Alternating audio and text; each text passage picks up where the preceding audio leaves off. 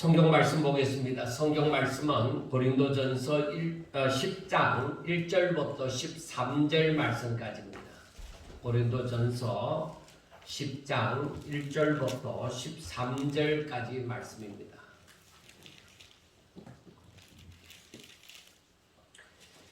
형제들아, 나는 너희가 알지 못하기를 원하지 아니하노니 우리 조상들이 다 구름 아래에 있고 바다 가운데를 지나며 모세에게 속하여 다 구름과 바다에서 세례를 받고 다 같은 신령한 음식을 먹으며 다 같은 신령한 음료를 마셨으니 이는 그들을 따르는 신령한 반석으로부터 마셨으며 그 반석은 곧 그리스도시라.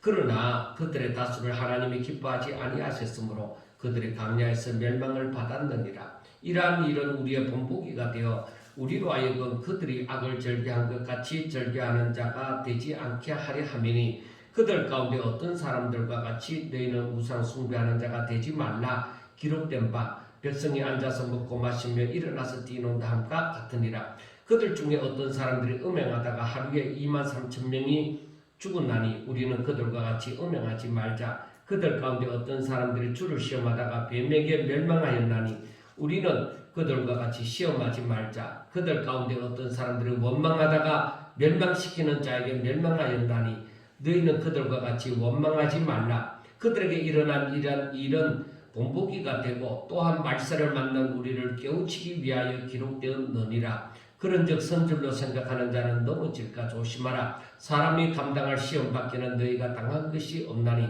오직 하나님은 미쁘사 너희가 감당하지 못할 시험 당함을 허락하지 아니하시고 시험 당할 즈음에 또한 피할 길을 내사 너희로 능히 감당하게 하시느니라. 아멘. 사도 바울은 이 고린도 교회 성도들이 자기를 향해서 아무리 비난을 하더라도 그 마음은 한결같습니다. 저 사람이 나를 비난하니까 어디 한번 두고 보자. 너희들이 얼마나 잘났는데 내가 누군데 너희들이 나를 비난하나. 그런 마음보다는 오히려 저 영혼들을 정말 제대로 가르쳐서 하나님께로 돌이키게 함으로 저들을 구원하고자 하는 그 마음은 바로 바울의 마음입니다. 그래서 바울은 오직 복음을 전하기 위해서, 그래서 한 영혼이라도 더 건지도록 하기 위해서, 더 하나님의 사람이 되도록 하기 위해서 바울은 모든 수고를 아끼지 않았습니다. 그러니까 그 바울의 마음 속에, 즉 머릿속에는 항상 이 한 영혼이라도 하나님께로 돌아오는 것, 그것을 보고자 하는 그 마음이 가득 차 있었습니다. 그래서 바울은 오늘 1절 말씀에서도 바울은 하는 말이 형제들아, 나는 너희가 알지 못하기를 원하지 아니하노니 하고 고린도 교회 성도들이 무엇인가 분명히 생각하고 기억하고 있어야만 되는 그런 말씀이 있다는 겁니다. 그 내용이 바로 그 다음 말씀부터 나오지만 1절에서부터 6절까지 말씀에 보면 나오지만 먼저 우리 조상들이 하나님께로부터 특별한 은혜를 받았지 않았느냐 하는 것입니다. 이것은 하나님을 믿는 사람들, 특별히 유대인들 같으면 이 사실을 다 알고 있죠. 왜? 자기들의 조상은 아브라함이라는 것을 굉장히 자랑스럽게 여기고, 그리고 자기들이 선민이라, 택함받은 선민이라고 생각하고 있기 때문에 이 자기 조상들이 하나님의 특별한 은혜를 받았다는 것은 모든 성도들이 다 알고 있는 것입니다. 그리고 저들이 받은 은혜는 보통 사람들이 생각할 수도 없는 특별한 은혜를 받았는데, 바로 신령한 음식을 먹었고 또 신령한 음료를 마셨으며 또 구름과 바다에서 세례를 받았다. 그리고 구름과 바다 가운데를 지났다 하는 말씀입니다. 그런데 중요한 것은 무엇이냐? 이렇게 하나님의 지켜주시고 하나님께서 보호하여 주시고 또 하나님께서 저들을 항상 함께하여 주심으로 말미암아서 저들이 살아왔는데, 이 은혜 가운데서 살아왔는데, 그런데 그들의 다수를 하나님이 기뻐하지 않았다는 겁니다. 하나님의 은혜 가운데서 살게 하셨는데, 하나님이 지켜주셨는데, 하나님이 보호하여 주셨는데, 그런데 하나님께서는 저들의 다수를 기뻐하지 않았다는 것입니다. 그래서 그들이 전부 다 광야에서 멸망하였느니라 하고 말씀을 하는 것입니다. 하나님이 지켜주셨는데, 하나님이 특별한 은혜를 부어주셨는데, 그런데 하나님은 그들의 다수를 기뻐하지 않음으로 말미암아 저들이 다 광야에서 멸망을 했다는 것입니다. 고린도 교회 성도들이 바로 이 사실을 명심하여야만 한다는 것입니다. 바울이 생각할 때에 이 일은 바로 고린도 교회 성도들만 아니라 오늘날 우리들도 이것이 본보기가 되어지고 말세를 사는 우리들에게도 본보기가 되어지지만은 이러한 내용이 구약에서 기록되어진 이 내용이 바로 우리들의 본보기가 된다 하고 말씀을 하는 거예요. 그러니까 6절과 10절 말씀에 보면은 이러한 일은 본보기가 되고 10절에 보니까 또한 말세를 만난 우리를 깨우치기 위하여 기록되었느니라 하고 말씀을 합니다. 그러니까 무엇을 깨우치기 위함인가? 말세를 만난 우리를 깨우치기 위해서인데 그러면 무엇을 깨우치기를 원하는가? 그것은 6절에서 말하는 바와 같이 저들은 하나님의 은혜로 특별한 지켜주신가 보호하신 가운데 살아왔지만은 저들이 악을 즐겨함으로써 멸망했다는 것입니다. 저들은 하나님의 은혜 가운데 있었지만은 그 은혜의 장중에 있었지만은 저들은 다 멸망을 했다는 것입니다. 악을 즐겨함으로. 다른 원인이 없어요. 악을 즐겨함으로 멸망을 했다는 것입니다. 그래서 우리는 그 멸망받은 사람들, 악을 즐겨함으로 멸망받은 사람들처럼 우리는 악을 즐겨하면 안 된다는 말씀입니다. 그래서 그 악의 그러면 대표적인 것들이 무엇이냐? 그래서 그 말씀이 7절부터 10절 말씀에 나오는 거죠. 다시 한번 읽어볼게요. 그들 가운데 어떤 사람들과 같이, 그러니까 여기서 말하는 어떤 사람들 같이 전부는 아니더라도 그 어떤 사람들과 같이 우상 숭배하는 자가 되지 말라. 기록된 바 백성이 앉아서 먹고 마시며 일어나서 뛰논다 함과 같으니라. 그들 중에 어떤 사람이 음행하다가 하루에 23,000명이 죽었나니 우리는 그들과 같이 음행하지 말자. 그들 가운데 어떤 사람들이 주를 시험하다가 뱀에게 멸망하였나니 우리는 그들과 같이 시험하지 말자. 그들 가운데 어떤 사람들이 원망하다가 멸망시키는 자에게 멸망하였나니 너희는 그들과 같이 원망하지 말라.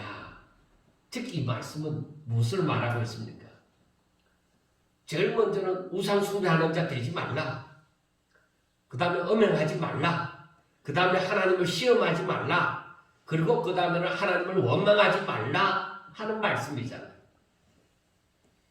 출애굽한 이스라엘 백성들은 시내산에서 모세가 하나님으로부터 율법을 시내산에 올라가서 율법을 수여받는 동안에 산 아래에 있는 사람들은 아론을 중심으로 하여서 그 이스라엘 백성들은 눈에 보이지 않는 하나님을 형상화하여 금송아지 우상을 만들고 이방의 제사의식을 따라서 축제를 즐겼습니다.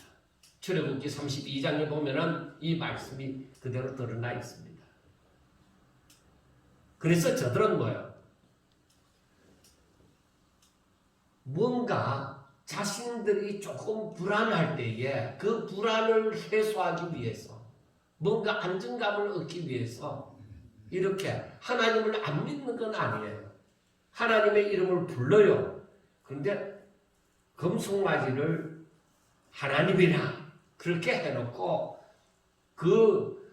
금송아지 만들어 놓고 이 금송아지가 우리를 애굽에서 인도하여 낸 하나님이라 그렇게 말하면서 하나님의 이름을 부르면서 바로 여기 이 앞에서 축제를 벌였던 것이죠. 그게 바로 뭐냐? 하나님은 보이지 않는 영이신데 그런데 이 형상을 만들었다는 자체가 뭐예요? 이게 우상이다. 저들은 하나님이다 하고 말하지만은 이게 우상이다 이 말이에요. 우리가 잘 아셔야 됩니다. 저들이 하나님의 이름을 부리지만은 그것이 우상이 돼요. 그 다음에 이스라엘 백성들이 광야 생활을 하고 이제 광야 생활이 이제 40년이 다 되어져 갈 그 무렵에 모압 광야에 이르렀습니다. 모압 광야에 이르렀을 때에 이스라엘 남자들이 바로 모압 족속의 그 바알보올이라는 그 우상의 신전에 참석해서 모압 여자들과 가늠한 사건이 있었습니다. 이게 바알보올 사건이라고 말을 하죠. 이게 민수기 25장에 나오는데 이때의 우상들의 신전에는 여사제라고 해서 그 여사제와 성령일을 하는 그 매음 행위가 있었단 말이에요. 그 당시에 이러한 신전에 얼마나 많은 그 여사제들이 있었냐면 약 1000명 가까이가 매음을 하는 그러한 여사제들이 있었습니다. 그러니까 이 우상의 신전의 그 제2의 그 제사 의식에 참석하는 그 과정 속에 이 매음 행위가 포함되어 있단 말이에요. 그리고 고린도 교회 당시에 그때의 아프로디테 신전이라고 하는 그 신전에는 그 바울이 고린도 교회에 교회를 개척해서 그 당시에 그 아프로디테 신전에는 거기에도 여사제들이 한 1000명 가까이가 그 당시에도 1000명 가까이가 있어서 이런 매음 행위가 공공연하게 오히려 그 우상의 제사 의식에 참석하면은 이러한 행위가 공공연하게 옛날이나 그 바울 당시에나 다름없이 그렇게 일어났다는 사실입니다.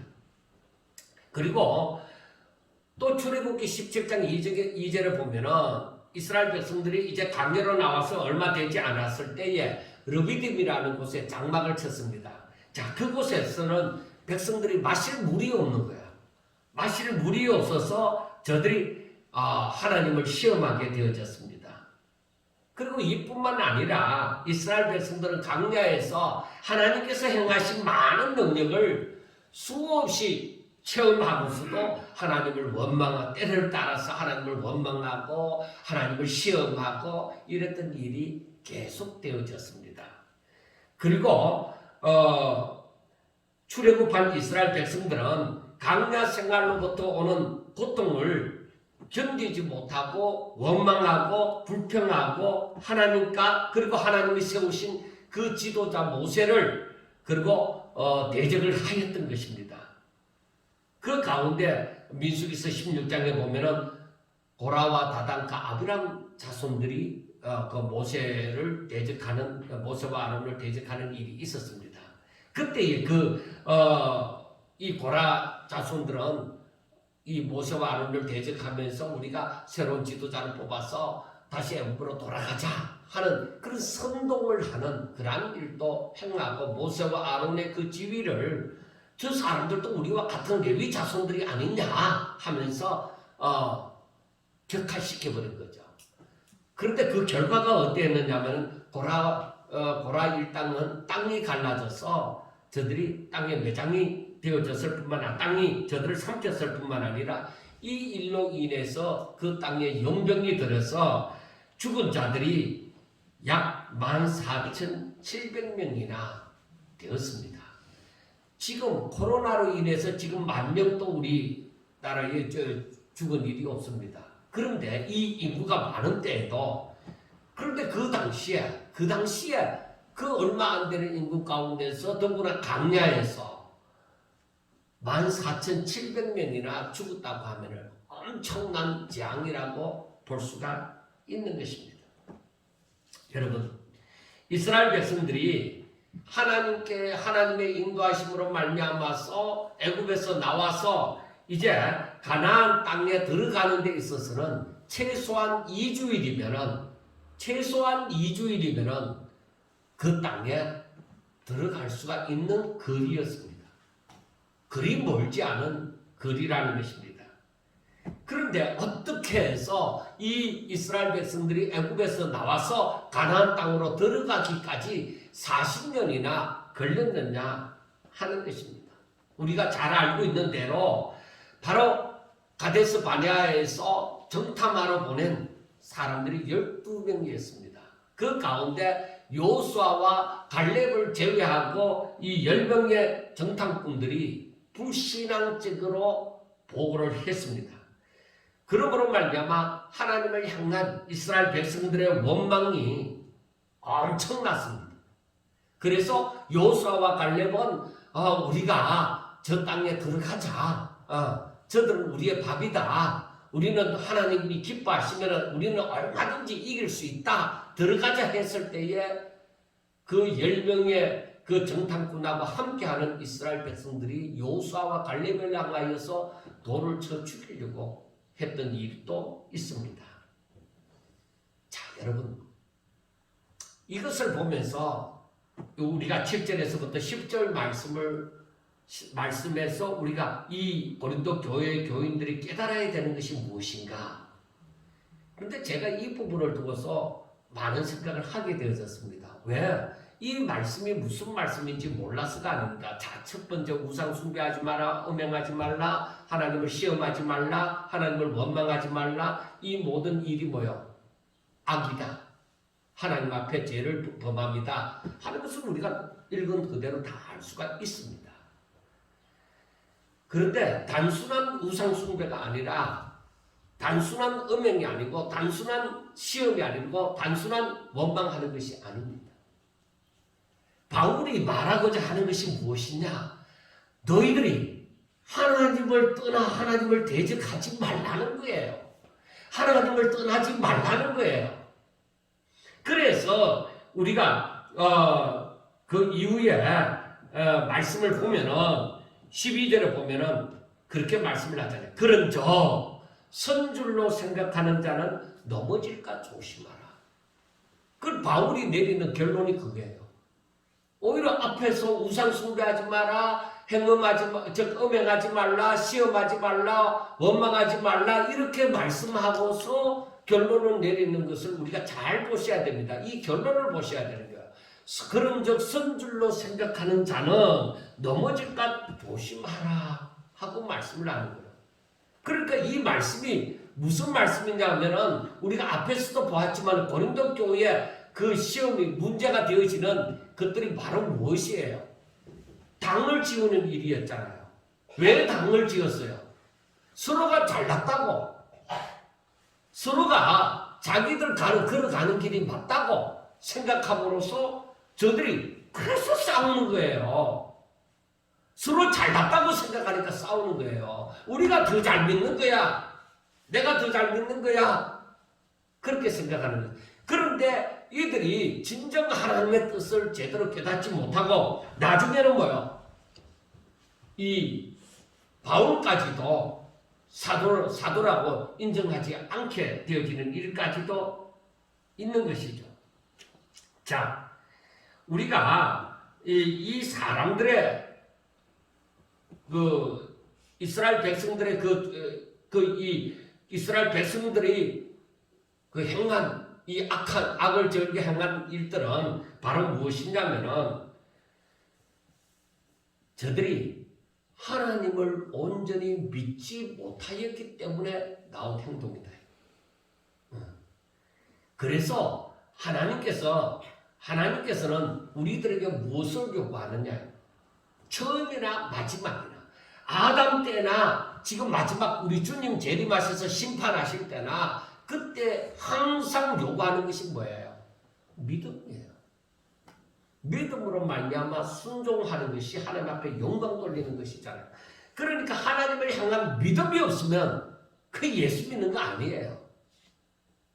하나님을 향한 믿음이 없이는 그 예수 믿는 게 아니라니까요. 신앙생활 그거 제대로 하는 거 아니에요. 예수님이 이 땅에 오셔서 그 아픈 사람들의 병을 고쳐주실 때에 무엇을 보고 고쳐주세요? 저들의 믿음을 보시고. 그리고 마지막에 우리 주님 재림하실 때 우리 주님께서 뭘 요구하세요? 믿음이 있는가 보려 하죠. 인자가 다시 올 때에 믿음을 보겠느냐고 했어요. 왜? 주께로부터 죄사함을 받은 사람들에게서 나타나야 될 것은 오직 믿음이에요. 그래서 의인은 오직 믿음으로 말미암아 살리라. 그렇게 얘기합니다. 그래서 오늘날 우리들이 하나님을 믿는다고 하면서 믿음을 찾아볼 수 없으면, 우리들의 삶에서 믿음을 찾아볼 수 없으면, 믿음의 순종을 볼 수 없으면 신앙생활이 제대로 된 게 아니라는 것입니다. 자, 하나님의 나라는 무엇으로 가요?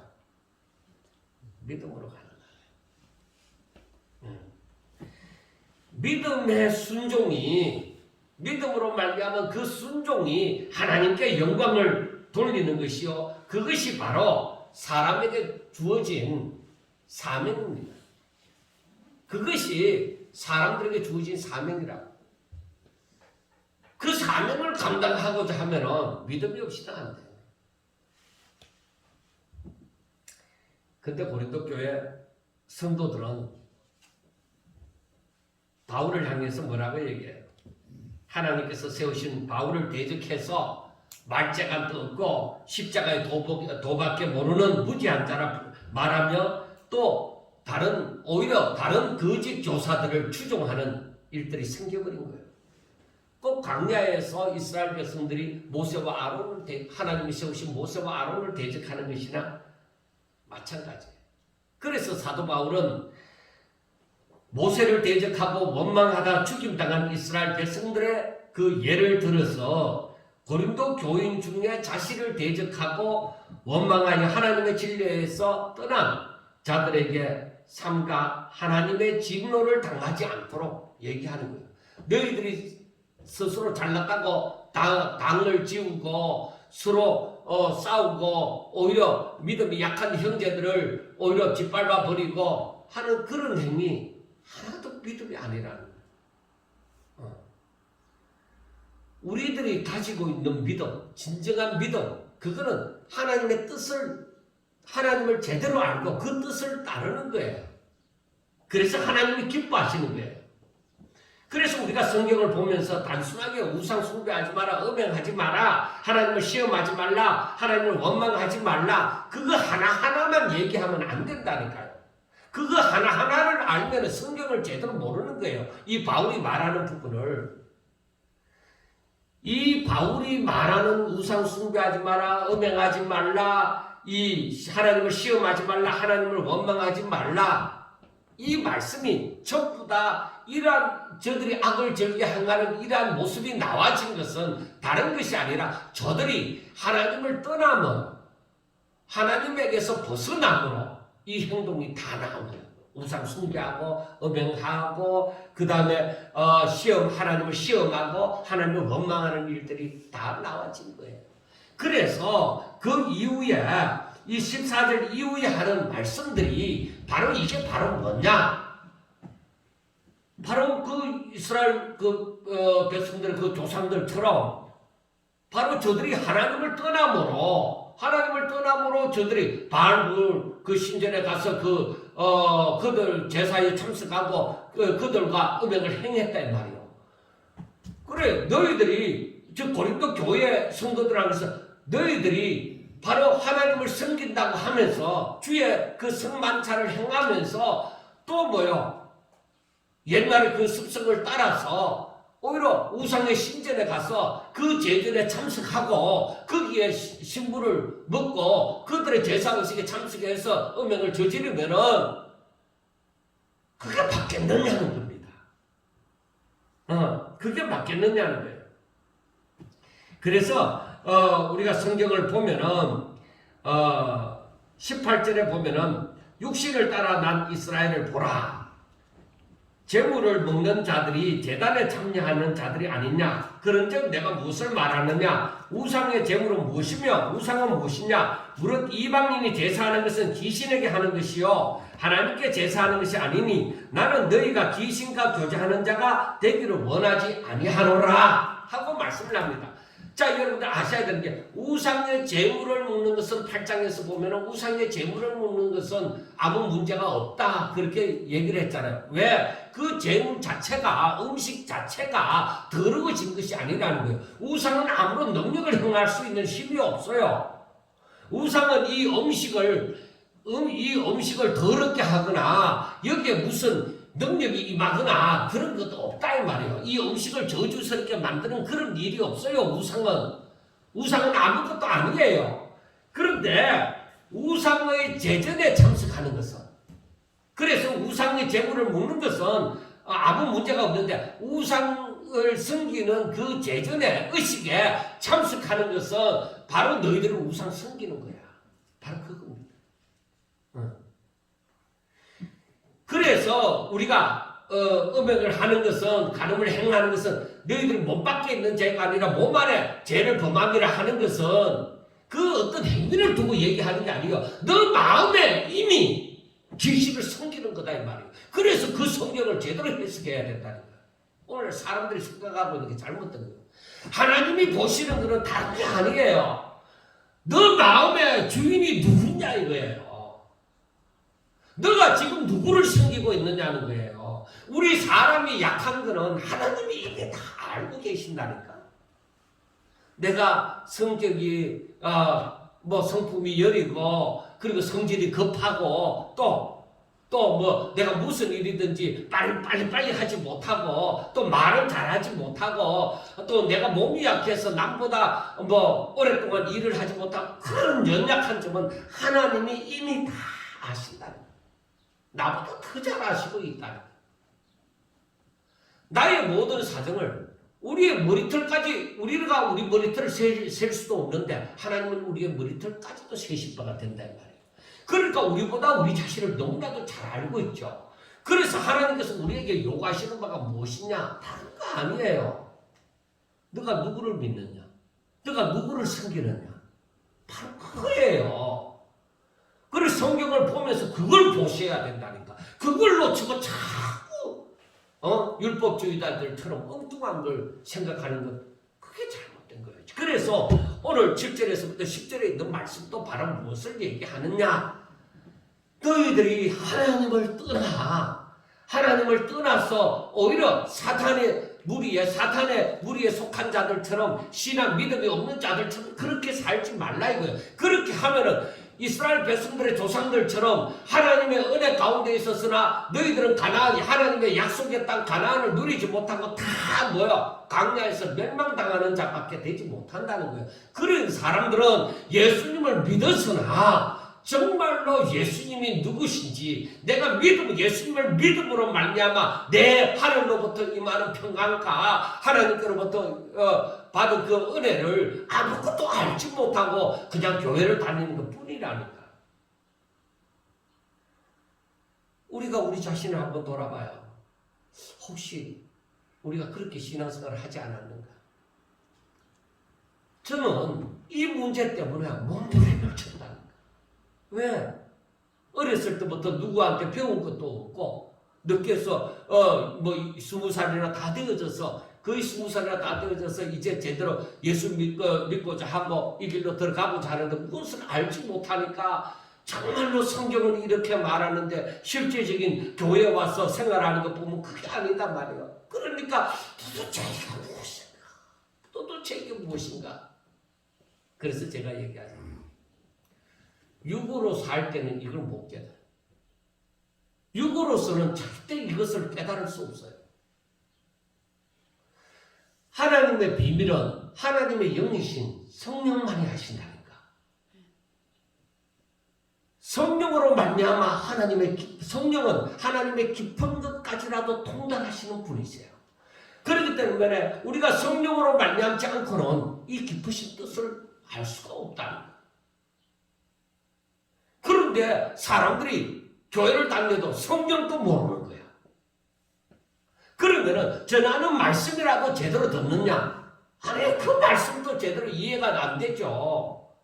그러니까 자기들 나름대로 판단을 하는 거죠. 그러니까 교회에서 그런 사람들이 말씀을 전하면은 교회에서도 유교적으로, 그러니까 도덕적인 종교, 또 유교적인 그런 것밖에 못 전하는 거야. 부모 잘 섬기라. 부모 공경해야 된다. 아이들 절대 화내지 마라. 뭐 그 다음에 또 뭐 여러 가지로 남을 도우라. 뭐 여러 가지로 도덕적인 그런 설교밖에 안 나오는 거예요. 그래서 이게 아닌데 그리고 성경을 알아가면서 이제 깨닫는 것이 무엇이냐? 하나님의 나라가 있다. 우리가 우리 육의 눈으로 보고 우리가 육으로 느끼고 하는 이 세상, 우리가 살아가는 이 땅 위의 세상 이것만이 아니라 하나님의 세계가 있는 거예요. 그래 거기에는 뭐야? 하나님의 법칙이 통하는 세계죠. 하나님의 법칙이 통해요. 그런데 그러면 우리가 이 땅에서 다른 나라로 가야만 되느냐? 아니에요. 그건 완전히 우리가 천국에 들어갈 때 그렇게 들어가는 것이고 이 땅에 살면서도 우리가 하나님의 법을 하나님의 말씀을 법으로 삼고 생명으로 삼고 그의 통치를 받으면서 살아갈 때에 성령이 우리 가운데 역사하심을 그때서야 알게 되는 거예요. 그래서 내가 육으로 살지 아니하고 영으로 사는 자. 그 말씀은 하나님의 말씀을 내가 순종하고 하나님의 법칙을 나의 법으로 여기고 살아갈 때에 하나님의 말씀이 내게 능력으로 다가와지고 내게 하나님의 임재가 임하게 되어지고 내 안에 성령이 나를 감화시켜 주시고 감동시켜 주시고 내가 연약할 때 도와주시고 하는 이것을 알게 되어진다는 것입니다. 성경이 분명하게 얘기를 하고 있지만은 사람들이 이걸 모르는 거예요. 알려고도 하지 않아요. 왜? 모르니까. 누가 이렇게 당겨주는 사람 혹은 밀어주는 사람이 있어야 그걸 알 수가 있는 거죠. 아니면은 성경을 열심히 묵상하면서 성령으로 말미암아 이 말씀들을 깨달아 알아야만 되는 거예요. 자, 이 모든 것이 하나님이 주인되지 않는 삶을 살기 때문에 일어나는 거예요.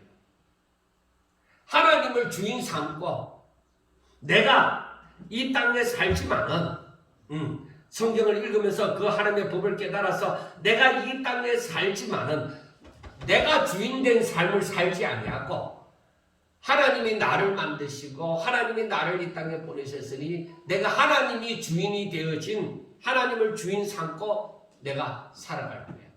그래서 하나님이 주인이니까 나는 그의 종이니까 하나님이 말씀하신 것을 내가 즉 하나님의 계명을 내가 지켜 행하면서 살 거야. 주인이 명하신 것을 내가 그대로 따라서 살 거야. 그렇게 살아야 되는데 그렇게 살지 않음으로 말미암아 이게 제대로 성경을 읽어도 제대로 모른다는 것입니다. 그리고 사람들은 대부분이 뭐야? 자신이 중심이 된 삶을 살아가는 거예요. 그러면서 교회를 다니면서 열심을 내는 거죠. 그래서 로마서 10장에 보니까 유대인들처럼 내가 신앙생활을 한다고 열심히 하는데 결국에는 자기 의를 이루려고 열심히 한 것이 되어져서 그 열심을 내면 낼수록 오히려 죄를 범함이 되어지더라는 거예요. 이게 얼마나 안타깝느냐는 것입니다. 그래서 고린도전서 10장 23절 우리가 오늘 읽은 본문 그 뒤편을 보면은 23절과 24절에 보면은 바울이 이런 말을 해요. 모든 것이 가하나 모든 것이 유익한 것이 아니요 모든 것이 가하나 모든 것이 덕을 세우는 것은 아니니 누구든지 자기의 유익을 구하지 말고 남의 유익을 구하라 하고 말씀을 하는 거예요. 그러니까 성경이 모든 것이 가하다고 말씀을 했는데 그런데 모든 것이 가한 것이 아니라는 것이죠. 그래서 여기에 보면은 모든 것이 가하다고 얘기했지만은 그렇다고 해서 그 모든 것이 가하다고 얘기한 것이 다 내게 유익이 되어지고 덕을 세우고 그렇게 될 줄 알았는데 그게 아니라는 것이죠. 그래서 말씀하는 것이 무엇이냐? 누구든지 모든 것이 가하지만은 자기의 유익을 구하지 말아야 돼요. 하나님의 뜻은 하나님이 다 허락하셨다 이거예요. 허락하셨지만은 자기의 유익을, 자기의 탐욕을 위해서 그걸 쓰지 말고 남의 유익을 구하라는 것이죠. 다른 사람의, 즉 이웃의 유익을 구하라는 것입니다. 그래서 그 밑에 31절에 보면은 다시금 말씀하기를 너희는 그런즉 너희가 먹든지 마시든지 무엇을 하든지 다 하나님의 영광을 위하여 하라는 거죠. 그러니까 자기의 탐욕을 위해서, 자기의 그 욕심을 채우기 위해서 살면은 모든 것이 가한 것이 다 유익하고 덕이 되는 게 아닌 거죠. 그러나 여기에서 보면은 모든 것이 다 가한데 그것을, 모든 것이 내게 다 허락이 되어진 것을 내가 하나님의 영광을 위하여 하나님의 영광을 위하여 내가 사용하면은 그것이 바로 유익이 되어지고 그것이 바로 덕이 되어진다는 것입니다.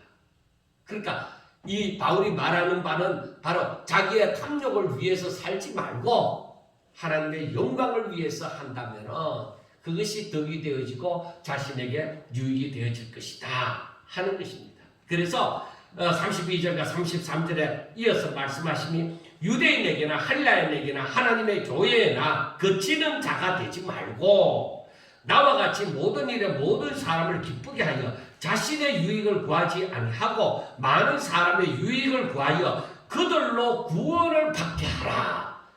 그러니까 여기 한 가지가 더 첨가된 것이 뭐예요? 모든 사람들로 구원을 받게 하라 하는 것이죠. 그러니까 내가 내 욕심을 따라서 살지 않고 다른 사람의 유익을 구하면서, 즉 하나님의 영광을 위하여 산다고 하는데 결국에 그것이 뭐예요? 다른 사람의 영혼을 구원하기 위해서 내게 허락되어진 것을 활용을 하라는 것입니다. 그러니까 내가 받은 달란트, 하나님께서 내게 주신 복, 이것을 오직 하나님의 그 영광, 그 구원을 위해서, 다른 사람의 구원을 위해서 사용을 하라는 것입니다.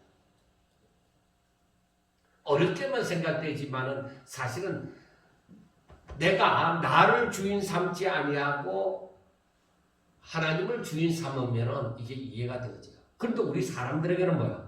내 인생은 나의 것이라고 생각하죠. 내 인생은 내 것이다. 내가 내 인생을 내 마음대로 사는데 누가 뭐라고 하냐? 그러니까 안 되는 거죠. 그러니까 이 세계를 알 수가 없죠. 그러니까 하나님의 말씀하시는 그 진정한 그 의미, 그 뜻을 깨달을 수가 없죠. 우리가 믿는 만큼 아는 것이고 아는 만큼 믿는 거예요. 그만큼 아는 만큼 또 행동을 하는 거예요. 내가 믿지 않으면은 이 말씀을 깨달을 수가 없어요. 왜? 이 말씀은 오직 성령으로 말미암아 깨닫기 때문입니다. 자, 여러분, 우리가 아무리 세상에서 잘 되어 모든 사람들이 부러워할 만큼 되었다고 합시다. 내가 전에는 가난했는데 이제는 부자가 되어지고, 전에는 이름도 없는 사람인데 이제는 세상이 알아주는 유명한 사람이 되어졌다 이거죠. 그러면 이것이 하나님 앞에 영광이 되어지지 않느냐? 그렇게 착각하지 말라는 것입니다.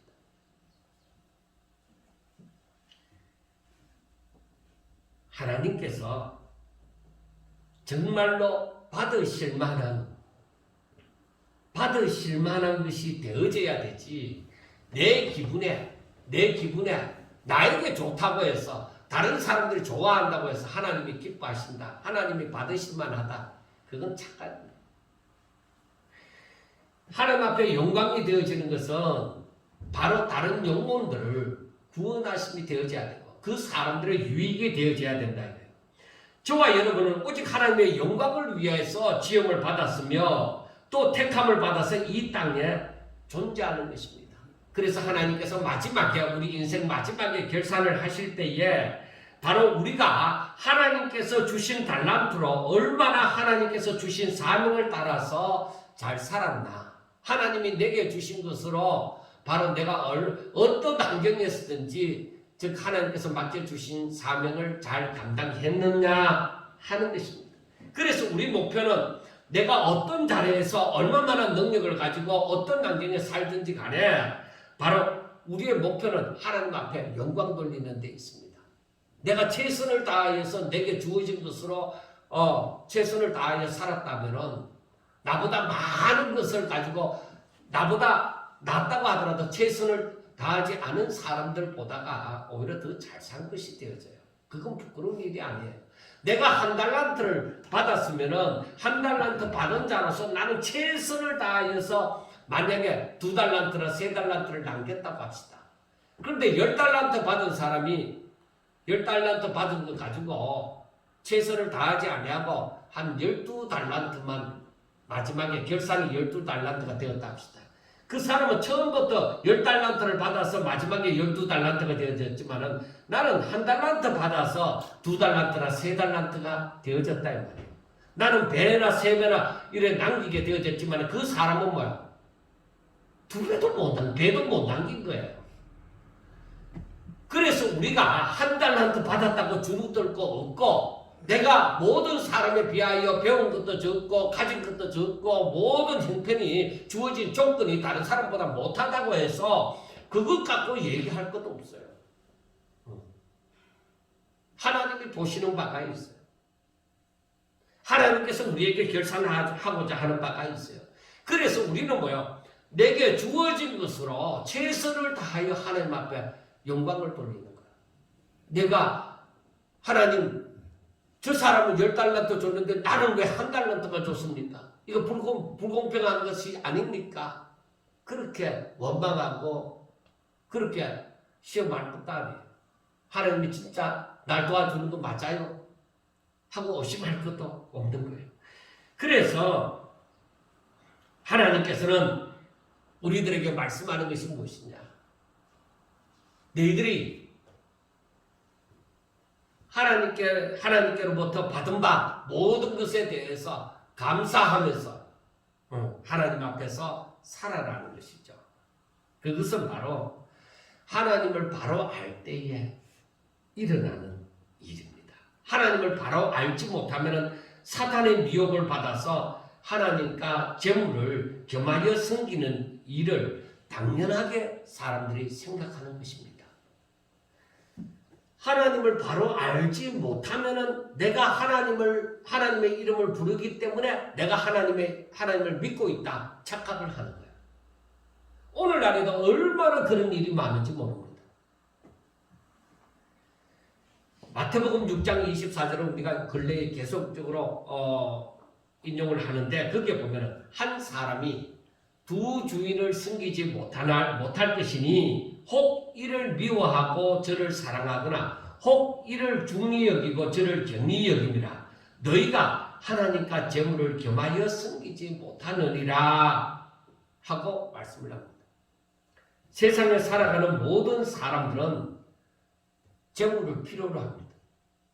다 부동산도 있었으면 좋겠고 돈도 많았으면 좋겠습니다. 또 하나님께서는 그 재물을 또 축복으로 부여하십니다. 그렇기 때문에 우리가 하나님 앞에 구하는 자들이 또 많이 생겨나는 거죠.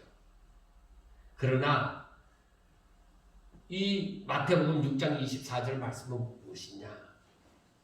하나님께서 이 재물을 복으로 주시기도 하지만은 너희들은 성경 말씀처럼 재물을 주인으로 삼는 일이 있어서는 안 된다는 거야. 재물을 주인으로 삼으면은 그건 하나님을 믿는 것이 아니라는 거죠. 근데 사람들은 생각하기를 뭐라고 생각하느냐? 내가 하나님도 믿고 재물도 섬기고 재물도 내가 좋아하고 내가 무엇이든지 할 때 하나님 앞에 가서 기도하고 하지 않느냐? 그런데 그 기도의 내용은 전부 다 보면은 어때요? 전부 다 재물을 구하고 있어요. 나를 위해서 전부 다 구하고 있다. 내가 하나님 앞에 영광 돌리기 위하여서 하나님 앞에 구하는 것이 아니라 내가 나의 욕심을 이루기 위해서 그 재물을 구하는 일이 많다는 것입니다. 그래서 우리는 재물을 섬김으로 재물을 따라서 자신이 움직이면 안 된다는 거예요. 재물을 따라서 움직이면 안 된다는 것입니다. 그래서 우리가 마태복음 이 연이어서 6장 24절 말씀과 마태복음 10장 37절과 38절 말씀을 이어서 생각하는데, 아버지나 어머니를 나보다 더 사랑하는 자는 내게 합당하지 아니하고 아들이나 딸을 나보다 더 사랑하는 자도 내게 합당하지 아니하며 또 자기 십자가를 지고 나를 따르지 않는 자도 내게 합당하지 아니하니라 하고 말씀을 합니다. 세상에 어떤 존재나 그리고 세상의 어떤 것도 하나님보다 더 사랑하는 것은 하나님한테 합당하지 않다는 것입니다. 자, 우리는 여기서 생각해 볼 것이 있습니다. 실상 사람들이 세상에 살면서 짐승도 혈육을 얼마나 중요하게 여기는 걸 우리가 보잖아요. 그렇지 않는 짐승도 있지만은, 그리고 사람들이 재물에 대해서도 얼마나 많은 애착을 두고 우리의 삶이 이 재물을 모으려고 사는 것처럼 살고 있는 경우가 많이 있습니다. 그래서 사람들은 그 재물을 죽을 때까지 그 재물을 모으려고 하다가 결국은 죽음을 맞이하는 경우도 우리가 보게 되어집니다. 그래서 오늘 그 바울이 말한 바 그 12절과 13절을 보면은, 그런즉 선줄로 생각하는 자는 넘어질까 조심하라, 그렇게 말씀을 해놓고 그 다음 말씀을 보세요. 사람이 감당할 시험 밖에는 너희가 당한 것이 없나니 오직 하나님은 미쁘사 너희가 감당하지 못할 시험 당함을 허락하지 아니하시고 시험 당할 즈음에 또한 피할 길을 내가 너희로 능히 감당하게 하시느니라. 시험 당할 즈음에 또한 피할 길을 내사 너희로 능히 감당하게 하시느니라 하고 말씀을 합니다. 자, 이 말씀이 왜 주어졌는지 조금 이해가 되십니까? 여러분, 하나님을 믿는 데 있어서 자칫하면은 세상에 있는 것들로 혹은 혈육으로 인하여서 하나님을 떠나 우상 숭배하거나 음행에 빠지거나 하나님을 시험하거나 하나님을 원망하는 일들이 생겨나는 것입니다. 이스라엘 백성들이 전부 다 어떻게 했어요? 자, 이 가데스 바네아에서 12정탐꾼이 가나안을 정탐을 했습니다. 돌아와서 부정적인 10명의 정탐꾼이 부정적인 보고를 했습니다. 부정적인 보고를 했을 때에 저들이 하나님을 향하여 원망하기를 차라리 우리가 애굽에서 죽었더라면 차라리 나았을 것이다. 우리가 이 가나안 땅에 들어가지 아니하고 이 광야에서 죽었더라면 차라리 좋았을 뻔했다. 왜 우리가 가나안 땅에 들어가서 저 거인 아낙 자손들 한테서 죽음을 당할 것이냐? 우리의 처자식들이 다 죽으리라 그렇게 했습니다. 그 처자식들이 굉장히 중요한 것이죠. 그런데 나중에 하나님께서 뭐라고 말씀을 하세요? 너희 자식들이 이 땅에서 죽으리라고 했지만은 이 자식들은 가나안 땅에 들어간다. 근데 너희는 못 들어간다. 그렇게 죽으리라고 말했던 그 자식들은 오히려 내가 지켜주어서 가나안 땅에 들어가지만은 너희들은 못 들어간다. 그렇게 말씀해요. 자, 우리가 그것을 두고도 가만히 생각해 보세요. 그 자식들이 하나님의 약속의 땅 가나안 땅에 들어가는 것은 그 부모가 지켜주었기 때문에 들어갑니까? 이 자식들이 가나안 땅에 들어가서 잘 먹고 잘 사도록 이 아버지 세대가 열심히 수고를 해놨기 때문에 그 땅에 들어갑니까? 아닙니다. 하나님께서는 이 사람들이, 그 부모된 자들이 이 자식들을 지켜주었기 때문에 이 자식들이 가나안 땅에 들어가도록 하는 것이 아니라 오히려 자칫했으면 이 부모들 때문에 이 자식들조차도 광야에서 다 죽을 뻔했습니다. 그런데 하나님께서는 오히려 그 부모 세대가 다 죽더라도 이 자식들은 하나님이 지켜주어서 이들을 이끌고 가나안 땅으로 들어가도록 하나님이 하신 거예요.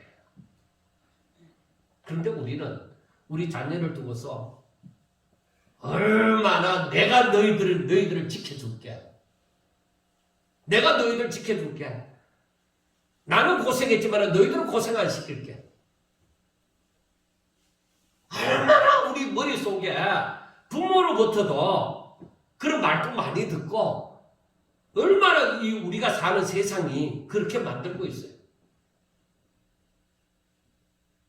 성경을 보면서 나날이 깨달아가는 게 그거예요. 아, 내가 지켜주는 게 아니구나. 하나님이 하시고. 그래서 저들을 향해서 하는 말은 무엇이냐? 야, 얘들아, 하나님이 너희의 생사복을 주장하신다. 하나님이 너희 길을 인도하신다. 너희들은 믿으면 된다. 하나님 앞에 충성되어 살아. 믿음으로 살아라. 그걸 얘기해 주고 싶은 거죠. 부모라면 그걸 얘기를 해야 되는 것이죠. 여러분, 사람들이 어느 정도 세상에서 누린다고 생각하는 사람들은 그렇게 얘기합니다. 이제는 내가 죽을 때까지 먹고 살 건 있으니까 이제는 아무 걱정 없이 나는 살 수 있다. 그래서 내가 다른 사람보다는 성공했다. 그렇게 말하는 사람들이 많습니다. 그 사람 또한 뭐야? 선줄로 생각하는 사람들이지. 자기가 성공했다.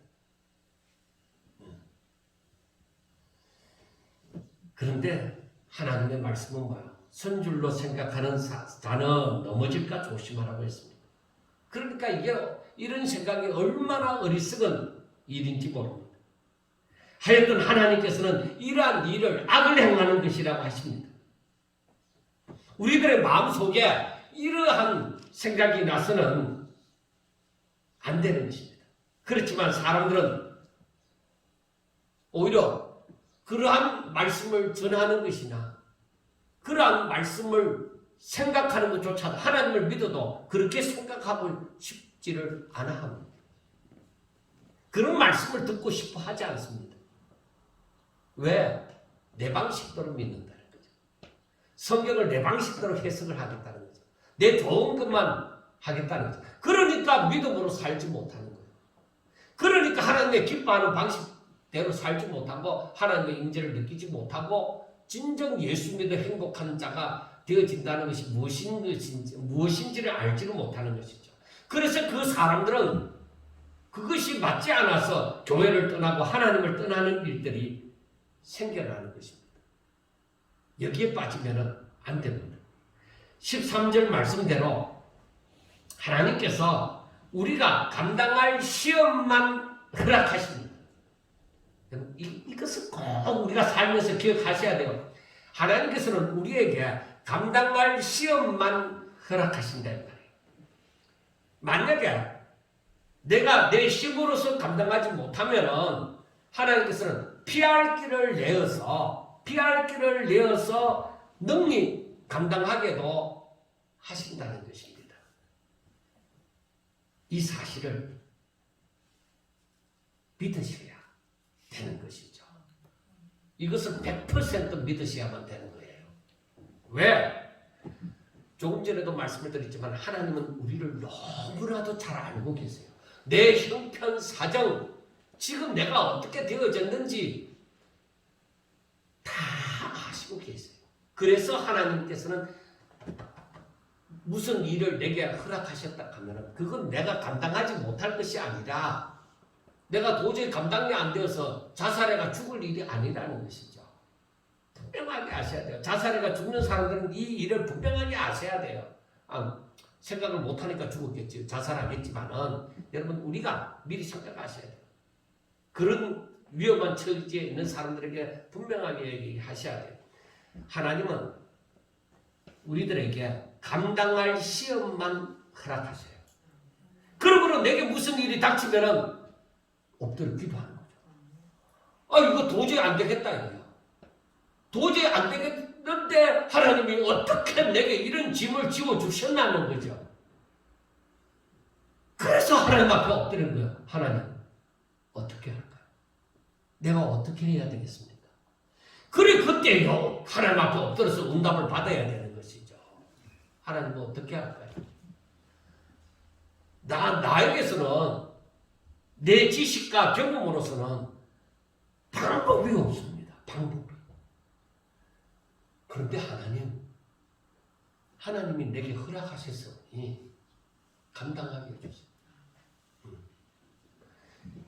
내게 지금 닥치는 이 어려움이 나를 죽음으로 이끄는 것이라면 그것도 스데반 집사처럼 행복하게 정말 내가 하나님을 보는 그 기쁨으로 그 감격으로서 이 죽음도 맞이할 수 있게 해주시고 내가 이것을 꼭 어떤 고난을 거치더라도 이것을 끝내는 하나님의 이름으로 승리케 하여 주시는 일이라면 하나님 나는 감당할 수 없는데 하나님의 능력으로 감당하게 해주세요.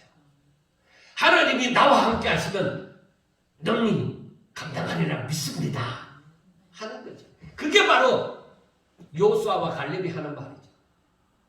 그 가나안 땅에 정탐하러 가보니까 그인 아낙 자손들이 있더라는 거죠. 그들은 우리와 비교도 할 수 없을 정도로 잘 살더라는 거죠. 그들은 우리가 비교할 수 없을 정도로 철옹 성벽을 가졌고 그들은 숫자도 많고 우리는 거기에 도저히 싸워서 이길 수가 없고 그들 앞에 메뚜기와 같은 존재라는 거죠. 그런데 여호수아와 갈렙은 뭐예요? 하나님이 가서 점령을 해라. 하나님이 내가 너희들에게 준 땅이다. 그렇게 말을 한다는 거죠. 그러면 그 땅을 점령하라. 들어가라고 말씀을 하신다는 거죠. 그러니까 여호수아와 갈렙은 뭐라고 해요? 여호와께서 우리를 기뻐하시는 하나님이 우리에게 허락하여 주신 것이라면은 저들은 우리의 밥이다 이거죠. 아멘. 그래서 내게 감당하지 못할 시험이 닥쳤을 때에 오직 믿음으로 살아가는 거예요. 하나님 감당하게 해주세요. 하나님이 내게 허락하여 주신 것인데 하나님 설사 내가 죄를 지음으로 하나님의 징계로 말미암아서 내게 왔다고 하면은 근데 지금 내가 생명이 붙어 있단 말이에요. 하나님의 징계를 받으면서도 하나님의 생명이 붙어 있으면 하나님 날 살려주세요. 내가 이제는 하나님이 나를 그래도 살려주시면 분명히 하나님이 나를 돌아서라고 하고 하나님의 뜻대로 살도록 기회를 주심인데 하나님 감당하게 해주세요. 그래서 하나님께로 돌아와서 하나님 앞에 더 열심히 하나님을 구하고 하나님의 얼굴을 찾고 하나님의 뜻대로 살기를 구하는 거죠. 그리고 이것이 하나님을 제대로 아는 거예요. 이게 나의 하나님이 내게 이러한 시험을 허락하시면 분명히 내게 감당할 길을 내셨든지 감당하게 하시든지 분명히 하나님의 뜻이 있다 이거죠. 여기서 우리는 절망할 수가 없다는 거죠. 우리 인생에서 어떤 일이 닥쳐도 우리는 포기할 수가 없고 우리는 절망할 수가 없다는 거죠. 왜? 나는 저 하나님을 믿고 나의 인생을 오직 저분께 다 맡겼고 나는 저분을 주인으로 삼고 있기 때문에 주인이 망하기 전에는 종이 안 망한다는 거죠. 내 주인이 엄청난 분이신데 왜 내가 저 주인에게 속하여 있는데 내가 왜 망하겠느냐. 하나님은 그 나의 주인은 절대로 자기의 소유인 종들을 버리시지 않는다는 거죠. 아무리 사람들은 뭐 별볼일 없는 존재라고 손가락질 하려는지 모르지만 하나님은 꺼져가는 그 심지어 붙은 불조차도 끄지 않으신다. 그러니까 내가 세상에서는 쓸모없는 존재를 할지라도 하나님은 내 말에 귀를 기울이시고 내 삶에 정말 불꽃 같은 눈동자로 나를 지켜보아여 주신다는 거죠. 그러므로 우리들이 하나님 앞에 기도할 때 하나님이여 내게 역사하사 나의 주인이신 하나님이여 나를 지켜주사 나를 붙잡아 주사 오직 당신의 종으로 강하고 담대하게 큰 믿음으로 당신의 뜻을 이루게 하소서. 아멘. 이 믿음 가지고 살아요. 이게 우리 믿음이다 말이에요. 이게 바로 하나님을 믿는 거라 말이에요. 그러니까 사도 바울이 말하는 말은 너희들이 알지 못하기를 원하지 아니하노니 이런 하나님을 알아라. 이런 하나님을 알아라. 너희들이 잘난 척하고 너희들이 잘 믿는 척하고 다른 사람들 무시하고 그렇게 하는 거 아니야. 그거 아니야. 하나님 뜻대로 살아라. 너희들 절대로 하나님 곁에서 떠나지 마라. 하나님만 바라보고 하나님만 의지하고 주의 말씀을 순종하고 먹든지 마시든지 무엇을 하든지 다 하나님의 영광을 위하여 할 때에 내가 너희들에게 먹는 것, 입는 것, 들의 백합화보다 못하게 하겠느냐, 공중에 나는 새보다도 못하게 하겠느냐는 것입니다. 하나님은 우리를 너무나도 사랑하셔서 저 사망 가운데서 건지시고 우리를 생명으로 있는 생명을 주사 우리로 다시 살게 하사 하나님의 말씀을 순종하며 하나님 앞에 영광 돌리며 그 안에서 주 안에서 행복하게 살기를 하나님께서 원하신다 말이에요. 그러므로 내가 하나님을 바라본 적 나에게서 하나님이 주신 기쁨을 사탄이 아무리 강하다 할지라도 나에게서 빼앗을 수가 없다는 말이에요. 하나님이 내게 주신 행복을 저 사탄이 빼앗아 갈 수 있느냐? 여러분들 걱정하지 마세요. 하나님이 내게 주신 복을 저 사탄이 빼앗아 갈 수 없다 이 말입니다. 하나님은 나를 지키시고 보호하사 나로 하여금 오직 하나님의 기쁨에 찬송이 되어서 살게 하기를 하나님께서는 원하신다는 거예요. 그래서 우리들에게 성령을 보내주셨어요. 사랑하는 여러분, 우리에게는 성령이 하나님의 영이신 성령이 함께 하십니다. 절대로 하나님을 떠나시지 마시고 항상 무엇이 내 마음에 갈등이 생기더라도 하나님 나를 붙잡아 주세요.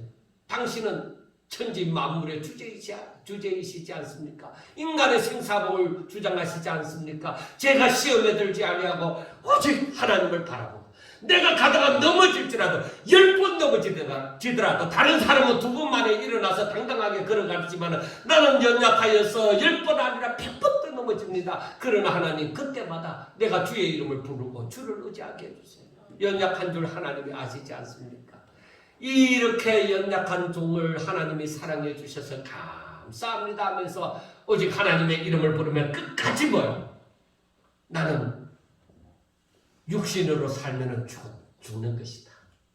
내 육신의 욕심대로 살지 아니하고 내가 오로지 성령을 쫓아 내가 영으로 살아서 신령한 사람으로 바로 하늘나라를 사모하며 하나님의 뜻대로 살 거야. 절대로 나는 내게서 세상을 내 마음에 심지 아니하고 어떤 혈육도 내게 심지 아니하고 내가 무엇이든지 주 안에서 무엇을 하든지 주 안에서 내가 내 가족을 사랑하더라도 주 안에서 내가 돈을 벌더라도 주 안에서 내가 건강을 위하여 살더라도 주 안에서 오직 하나님의 영광을 위해서 살아가는 저와 여러분들이 되셔서 이 마지막 때에 정말로 믿음으로 사는 그 기쁨 그 행복이 어떤 것인지 맛보며 얼마든지 세상을 따라 흐르지 아니하고 오히려 어두운 세상에 빛을 드러내는 저와 여러분들이 될 수 있기를 주의 이름으로 축원합니다. 기도드리겠습니다. 하나님, 사랑하는 자들에게 큰 깨달음으로 오직 믿음으로 하나님의 말씀을 순종하며 사는 그 기쁨을 알게 하여 주셔서오니 감사합니다. 좌로나 우로나 흔들리지 아니하고 어떠한 시험이 들더라도 그 시험 가운데 빠지지 아니하고 오히려 그 시험을 떨쳐버리고 믿음으로 일어나는 자들이 다 되게 하여 주옵소서. 하나님의 능력으로 살아갈 때에 아버지 하나님의 이름이 얼마나 위대하신지 얼마나 큰 능력이 있는지 아버지와 저희들이 알게 하여 주시옵소서. 하나님, 세상은 이 전염병 때문에 힘들어합니다. 경제 사정으로 힘들어합니다. 그러나 하나님께서 맡겨주신 그 사명을 저희들은 감당할 수 있게 하여 주시옵소서. 앞으로 사랑하는 이 새생명교회가 교회와 사랑하는 성도들이 하나님의 기뻐하시는 큰 일을 감당할 수 있도록 주여 축복하여 주옵소서. 저들의 각자의 삶에서도 믿음을 잃어버리지 아니하고 하나님 앞에 기도함으로 주께서 함께하여 주시는 역사를 그 임재를 체험하며 날마다 하나님을 구하게 하여 주시옵소서. 예수님 이름으로 감사하며 기도드리옵나이다. 아멘.